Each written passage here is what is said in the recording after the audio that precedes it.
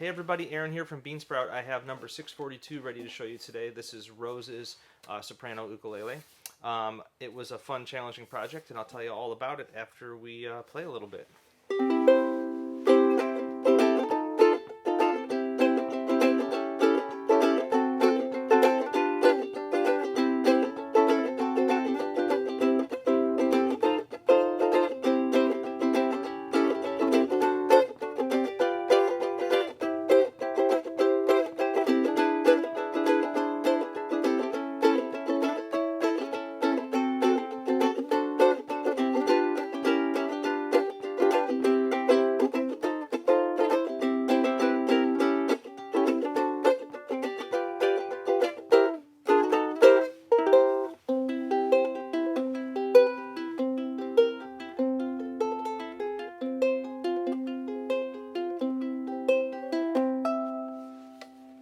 Yeah, it turned out great. So it's, I find over the years that the soprano instruments are the hardest to make, which seems weird because they're so little.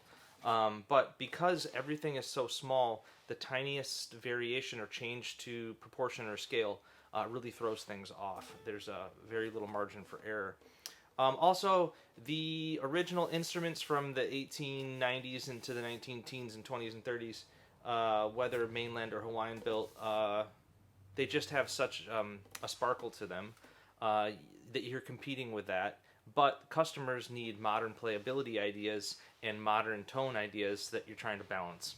So, even though this is inspired by some old instruments, including my Lion and Healy's up there, it still has to have some modern things to it. So, for instance, a lot of the old instruments, they're not even playable past the 3rd fret. This one has gear tuners, bone, nut, and saddle, radius fretboard, and then the fretboard is thick enough that there's room for to play down here. Some of the older instruments had fretboards flush with the top of the neck, or just a thin veneer for the fretboard. So the bridge ends up being super, super, super low, and it's hard to get in here and play. And even with that, the action's so high past the 5th or 6th fret, it's really difficult. So anyway, we're balancing all that stuff. We still want it to have the right vibe.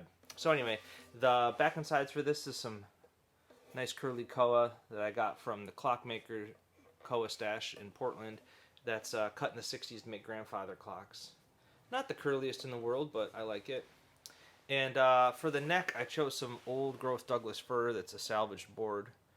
And it's just got some wild, curly, swirly grains to it that I really like.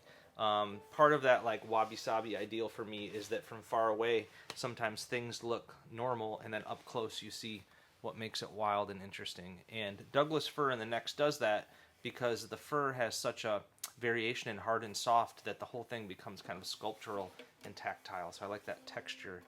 And then just some pretty simple walnut for fretboard, headplate, and bridge.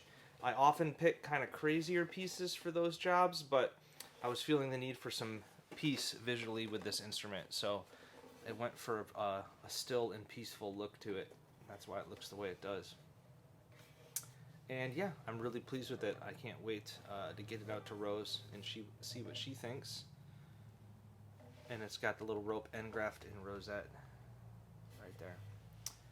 So yeah, number 642, ready to go. Cheers.